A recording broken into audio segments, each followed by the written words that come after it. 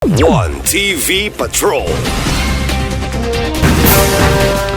Sa detalye, duha ka centenarian sa Usamis nakadawat og 300,000 pesos gikan sa Asenso Administration. Duha ka Usamis nung centenarian na usab ang nakadawat og financial assistance gikan sa Asenso Usamis Administration sa Kapitolyo o sa Department of Social Welfare and Development.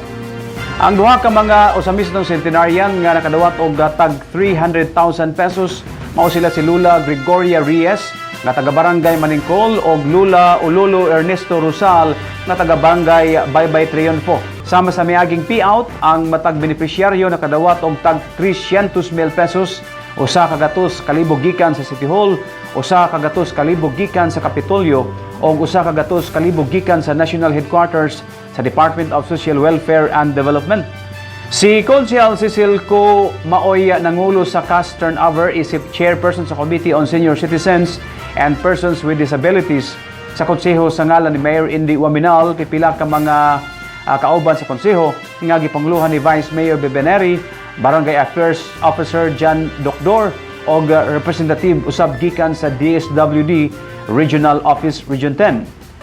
Ipainumdom ni Consial Cecil Co nga ang tag 300,000 pesos nga ayudang pinansyal sa mga centenarian na aktibo sa Usamis pinagi ni former mayor nga karon Congressman Ando Waminal. Sugod niadtong 2019 o kini nga programa padayong gipatuman ni Mayor Indy Waminal o miabag usab niini si Governor Henry Waminal gawa sa 100,000 pesos daan nga ayuda sa DSWD. Ang nagpadayong programa sa Asenso Usamis Administration, gipasalamatan kaayo sa mga benepisyaryo o ang pamilya ni ini. And nakaabot ang kita dinhi to wish our Nanay Gregoria a happy 100 years old day.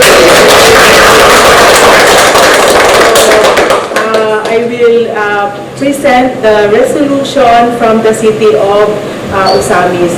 A resolution honoring Gregoria Esguerra Reyes of Barangay Maningkol, Usamis City for having lived to her 100th birthday on May 25, 2024 and consequently authorizing the payment to her of 100,000 pesos as cash gift.